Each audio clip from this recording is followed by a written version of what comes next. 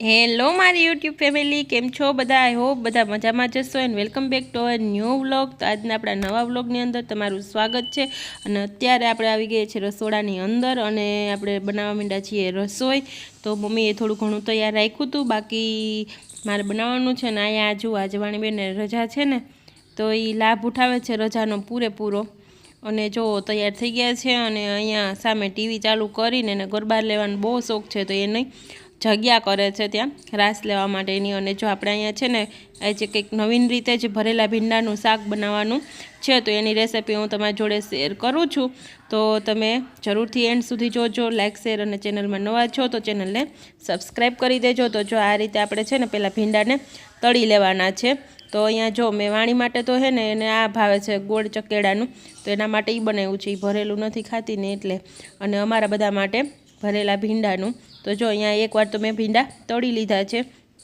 તો તળાઈ જાય ને એટલે આવી રીતના થઈ જાય છે. અને પછી એનો વઘાર કરવાનો છે, એ હું તમને આગળ બતાવીશ. અને એની અંદર આપણે જે મસાલો એડ કરવાનો છે એ અહીંયા આપણે તૈયાર કરી લીધો છે. એમાં આપણે ચવાણું અને ગાંઠિયા લીધા છે, તો એનો ભૂકો કરી લીધો. અને આપણે કોબીનો સંભારો, અને આ તો બધાનું ફેવરિટ એવું મસ્ત ટેસ્ટી મેં રોટલીને તળી છે. તો આને આપણે ચારે સવારે નાસ્તામાં ખાવી હોય તો ખાઈ શકીએ અને એમનેમ પણ ખાઈ શકીએ. તો કૃપાલને બહુ ભાવે છે, તો એના માટે મેં તળી છે મસાલાવાળી, એકદમ ક્રિસ્પી કડકડી. તો એની અંદર મેં નિમક, જીરું અને ચટણી આછી લગાવી દીધી છે, એટલે મજા આવશે એને ખાવાની. તો બહુ જ મસ્ત આનો ટેસ્ટ આવે છે. તો તમે પણ જરૂરથી ટ્રાય કરજો બનાવવાની. જો વધેલી રોટલી હોય તો એનો આ તમે ઉપયોગ કરી શકો. અને ચાલો હવે આપણે જો અહીંયા મસ્ત આપણા ભીંડા છે ને એકદમ તળાઈ જવા એવા છે, તો આને આપણે કાઢી લઈએ અને પછી તમારી જોડે આગળ એની રેસિપી શું છે એ શેર કરું. આવી રીતના બનાવશો ને એટલે તમને પછી ઓલા ભરેલા ભીંડા કરતાં હાથ બનાવવાની બહુ મજા આવશે. ને આ જો મને બોલાવા આવી કે હાલને મમ્મી જો ને હું રાસ લવી. તો હવે જેમ મોટી થતી જઈને એમ એને બધી ખબર પણ પડે અને એને હવે બધું છે ને કરવું પણ હોય છે. તો જો એને રાસનો ખૂબ શોખ, અને મમ્મીને ન આવડે પણ એને હારે લેવડાવે. તમે બા લ્યો, ટીવી સામે ચાલુ હોય અને એમાંથી જોઈને એક્શન કરવી હોય. તો જો એવી રીતના બે અહીંયા દાદી દીકરી રાસ લે છે અને રજાને એન્જોય કરે છે. તો હવે એ ખૂબ મોટી થઈ ગઈ, તો હું એની પાછળ હોય તો વ્લોગનો ટાઈમ નથી રહેતો એડિટિંગ કરું ને બધું. હજી આગળના ઘણા વ્લોગ 2-3 મારી આગળ છે પેન્ડિંગમાં, પણ હજી એડિટ નથી કર્યા ને મૂકવાનો વારો નથી આવતો. પણ હું જરૂરથી મૂકીશ, તમારી જોડે શેર કરીશ એને. અને ચાલો તો હવે આપણે છે ને રસોઈ બનાવવા માંડ્યા અને ફટાફટ બનાવી લઈએ. શાકને હજી બનાવશું તો વાર લાગશે થોડી ઘણી, એટલા માટે. તો ચાલો બન્યા રહેજો વ્લોગની અંદર. અને કેવો મારો વ્લોગ લાગે છે એ જરૂરથી કહેજો. અને લાઇક, શેર અને ચેનલમાં નવા છો તો સબસ્ક્રાઈબ કરી દેજો. અને આગળ બન્યા રહેજો એટલે હું તમને બતાવીશ. અને હમણાં આપણે લગભગ વ્લોગ ચાલુ જ રહેશે, કેમ કે હવે નવરાત્રિ ચાલુ થશે પછી અમે બધે ગરબીમાં ઇનામ આપવાને જાશું, એટલા માટે. તો ચાલો હવે આપણે કરી લઈએ વઘાર ભીંડાના શાકનો. તો જો અહીંયા મેં છે ને શાક છે એ પ્રમાણે 2 થી 3 પાવરા જેટલું તેલ મૂકી દીધું છે. તો તેલ જો આપણે મસ્ત ગરમ થઈ ગયું તો એમાં આપણે જીરુંનો વઘાર કરવાનો છે. તો મેં 1.5 ચમચી જેટલું જીરું નાખ્યું છે અને પછી નાખીશ એની અંદર હું આ લસણવાળી ચટણી. તો કૃપાલને બહુ ભાવે ને, તો અમારી ઘરે આ લસણવાળી ચટણી છે ને ખાંડેલી ફ્રીજમાં થોડુંક સ્ટોર કરેલી હોય જ છે, તો હું અવારનવાર શાકની અંદર એને એડ કરતી હોઉં છું. આવી રીતના વઘાર કરવાથી છે ને શાક એકદમ ટેસ્ટી બને, તો બધાને બહુ ભાવે. તો એ એડ કરી દીધી અને મસ્ત સતળાઈ જાય પછી આપણે જો આપણે આ ભીંડા છે એને આપણે વઘારવાના છે ફરી એકવાર. તો પાછા આપણે એકવાર વઘારી લઈએ એને, એટલે એનો ટેસ્ટ જે લસણનો છે ખૂબ સરસ બેસી જાય છે. તો જો વઘારી અને હવે આપણે એને મિક્સ કરી અને હલાવી અને થોડીક વાર આપણે તેલની અંદર પાછા ચડવા દેવાના છે. અને એકદમ ફટાફટ બની જાય એવું છે. ઓલો તો આપણે બાફશું ને વઘારશું તો વાર લાગશે, પણ આ ફટાફટ તળાઈ જાય અને વઘારી લઈએ ને એટલે બહુ મસ્ત થઈ જાય છે. હવે એની અંદર આપણે એડ કરી દઈએ છીએ થોડીક હિંગ, સ્વાદ અનુસાર ચપટી 1 અને બાકીની હળદર. એટલે જે ઉપરથી નાખીએ ને તો બરે નહીં વઘારમાં, એટલા માટે હું બધાય શાકમાં ઉપરથી જ નાખું. તો એ નાખી અને આપણે જો મિક્સ કરી દીધું છે અહીંયા મસ્ત. અને હવે આપણે બીજો ઉપરથી જે મસાલો છે સૂકો એ નાખી દઈએ. તો આપણે 1.5 ચમચી જેટલું ધાણા જીરું પાવડર નાખ્યો છે. અને હવે આપણે ચટણી લાલ ખાંડેલી હતી એ ચટણીવાળી જ હતી, એટલે જે સ્વાદ મુજબ આપણે તીખી કરવી હોય એ રીતે આપણે મરચું પાવડર નાખીએ અને સ્વાદ મુજબ આપણે નિમક નાખી દઈએ.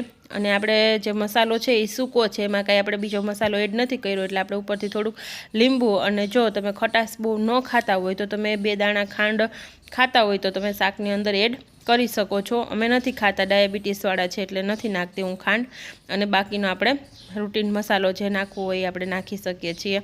તો મેં ગરમ મસાલો પણ એડ કરી દીધો અને બધું મસ્ત મિક્સ જો આપણે થઈ ગયું છે, અને તેલની અંદર પણ બહુ મસ્ત ભળી ગયું છે, તો સ્મેલ પણ ખૂબ સરસ આવે છે. તો હવે આને આપણે છે ને પાણી નાખવાનું છે, કેમ કે આપણે મસાલો હજી જે ખાંડેલો છે અને ચોળવવો તો પડશે જ. તો આપણે 1 ગ્લાસ જેટલું પાણી એડ કરી દેવાનું, અને પાણી જ્યાં સુધી ઉકળી જાય ત્યાં સુધી આપણે મસાલો નાખવાનો નથી. આવી રીતના હલાવી અને એને આપણે થોડીક વાર ઢાંકી અને અથવા તો ખુલ્લું પાણી ઉકળે ને ત્યાં સુધી આપણે એને રહેવા દેવાનું છે, જેથી કરીને પાણીની અંદર આપણા ભીંડા જો કોઈ કડકડિયા થઈ ગયા હોય ને તો પોચા થઈ જાય. તો મેં 1 મિનિટ 2 મિનિટ માટે પાણી ઉકળે ત્યાં સુધી જો આવી રીતના ઉકળે ને ત્યાં સુધી ઢાંકી દીધું. તો હવે આપણે ઉપરથી મસાલો એનો એડ કરવાનો છે, અને પછી મસાલો એડ કરીને આપણે એને ઢાંકી જ દેવાનું છે, ખુલ્લું રાખવાનું નથી, એટલે મસાલો પણ આપણો મસ્ત બફાઈ જાય. તો આ મેં ઢાંકી દીધું છે. હવે જો 2 મિનિટ પછી મેં ખોલીને જોયું તો આપણું સ્વાદ એકદમ શાક છે એકદમ સ્વાદિષ્ટ અને ટેસ્ટી બની ગયું છે. તો ખૂબ જ મસ્ત આપણું શાક બનીને રેડી છે, ભરેલે ભીંડાનું. તો આ રીતે જો તમે બનાવીને ટ્રાય કરશો ને બનાવવાની તો ખૂબ જ મસ્ત બનશે. ને ઓલા ભીંડાની આપણે બનાવીએ એનાથી પણ આ એકદમ ટેસ્ટી લાગે છે. તો અહીંયા છે ને અમારી બાજુમાં નવરાત્રિની મસ્ત તૈયારી ચાલુ થઈ ગઈ છે. તો જો ડેકોરેશન થઈ ગયું છે, અને અહીંયા અમારી ઘરે લેવાઈ રહ્યા છે અત્યારે ગરબા. તો સાઉન્ડ સિસ્ટમ લઈ આવ્યા હતા પપ્પા ઉપર ને, તેમાં જો આ વાણી ગરબા રમે છે અને બધાને રમાડે છે. તો આવું દ્રશ્ય તો તમને શાયદ ભાગ જ જોવા મળતું હશે, કેમ કે વાણીને દાદા દાદી તો છે જ, પણ પરદાદા ને પરદાદી એ છે. તો જો છે તો ખરા, ઘણાને હોય છે પણ આટલા તંદુરસ્ત કે આવી રીતના નહીં હોય. પણ અમારું ઘર એવું છે કે જો વાણીને હે ને પરદાદા ને પરદાદી રાસ લઈ શકે છે, અને વાણી એની જોડે એન્જોય કરે છે. તો ખૂબ સરસનો વાણીનો પરિવાર છે, અને અમને બધાને ખૂબ મજા આવે છે સાથે રહેવાની. બાકી અત્યારે તો જો 2 જ રહેતા હોય, અથવા તો દાદા દાદી રહેતા હોય, એમાંય છોકરાઓને આટલું બધું માહોલ ખુશનુમા હોય તો હોય, નકર ન પણ હોય. તો અમારે તો વાણીને ખૂબ મજા આવે આવી રીતના. અને જોઈ લો બા દાદાને બધાને આ એના દાદાને ખેંચીને લઈ આવી. તો વાણીને રાસ લેવા ખૂબ જ ગમે. તમે જોયું એમ જો દાદાને ખેંચીને લઈ કે ધરારથી રાસ લ્યો દાદા. તો અમારા દાદાને ખૂબ શોખ છે રાસ લેવાનો. તો વાણી છે ને બધાયની જોડે એન્જોય કરે ને બધાયને રમાડે છે, તો એને ખૂબ મજા આવે છે. તો તમે કમેન્ટ કરજો કે તમે આવા ફેમિલી કેટલા જોયા કે આવી રીતના સાથે રાસ લેતા હોય, સાથે રહેતા હોય એવા. તો મને તો ખૂબ મજા આવે છે આ રીતે સાથે રહેવાની. તો ચાલો આગળ બન્યા રહેજો. તો જો હવે ગરબા તો પૂરા થઈ ગયા, અને અહીંયા કંઈક અમે નવું કામ ચાલુ કર્યું છે આજે. તો જો વાણીને દાદા 2 બ્લેન્કેટ સંકેલે છે. તો બ્લેન્કેટની કંઈક અલગ જ ડિઝાઇન છે, અને આ બ્લેન્કેટ એસી છે, એસી બ્લેન્કેટ કહેવાય ને. એ 2 તમે ઠંડીમાં પણ વાપરી શકો અને ગરમીમાં પણ વાપરી શકો. તો જો અહીંયા જથ્થાબંધ બ્લેન્કેટનો ઢગલો કર્યો છે, અને આ છે બેગ. તો આ શું છે, કઈ રીતે છે એ હું તમને આગળ બ્લોગમાં બતાવું છું. તો જો અહીંયા લખેલું છે ગોકુલ ગૃહ ઉદ્યોગ કેશોદ તરફથી સપ્રેમ ભેટ, અને અહીંયા અમારું કાચરીનું સ્ટીકર પણ લગાવેલું છે, જેની માહિતી હું તમને બધી આગળ આપું છું. તો જો આવી થેલીની અંદર આપણે બ્લેન્કેટ ભરવાનો છે ને આ રીતે રેડી કરવાનો છે. રાણી શું કરે, શું કરે, કેમ એટલા બધા બ્લેન્કેટ હકેલે?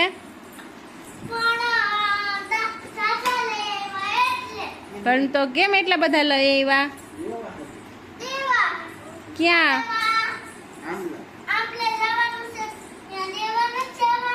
કોને દેવાના છે?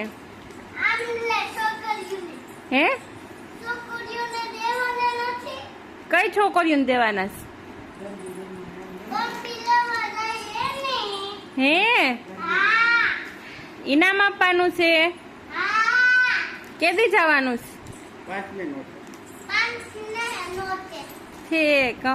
તો તમે આ બધા આપવાના છો છોકરીઓને? કેટલા? ચાચા ડિઝાઇન તો સરસ છે હો. હે? તો ડિઝાઇન તો જો ઘણી બધી છે. ઓહો, એટલા બધા પેકિંગ કરી લીધા થેલીમાં? સરસ હો. તો જો એટલા બધા અમે બ્લેન્કેટ લીધા બધી છોકરીઓને આપવા માટે. તો જો અહીં બધા મમ્મી ને બા ને કામે લાગી ગયા. કા હકેલવા માંડ્યા અને કોથળીમાં પેક કરવા માંડ્યા. જ્યાં એટલી બધી કોથળી બધી બ્લેન્કેટ માટેની સ્પેશિયલ બનાવડાવી અમે, અને એની ઉપર અમે લખાવ્યું છે અમારું કાચરીનું સ્ટીકર લગાવ્યું છે. જો અમારી ઓર્ગેનિક કાચરી મળે ને એનું. ના ને તો તમે ઓળખતા જઈશો આ કોણ છે એ. તો જે ઓળખી ગયા હોય ને એ કમેન્ટ કરીને કહેજો કે આ ફોટો કોનો છે ને એ. અને નીચે જો લખ્યું છે ગોકુલ ગૃહ ઉદ્યોગ કેશોદ તરફથી સપ્રેમ ભેટ. તો 5મા નોરતે તમને જોવા મળશે કે અમે જ્યાં નવરાત્રિમાં દર વર્ષે દઈએ ને એ ગિફ્ટ આપવા માટે જશું, એટલે એનો બ્લોગ આપણે આવશે. તો જોવા માટે તમારી ચેનલને સબસ્ક્રાઈબ કરી દેજો. અને જો અહીંયા સંકેલાઈ ગયા છે, મારા બધી બેગમાં પેક કરવાના છે તો હું પેક કરી દઉં. હજી તો ઓલો બાંધો છે ને આખો. અને હજી પણ એક ગિફ્ટ છે ને નાની બાળાઓની અલગથી આવવાની છે, એ આવશે ને એટલે એ પણ હું તમને બતાવીશ. કદાચ તો આજે આવી જાય, નકર કાલે આવશે તો કાલે બતાવી દઈશ તમને. તો બન્યા રહેજો બ્લોગની અંદર.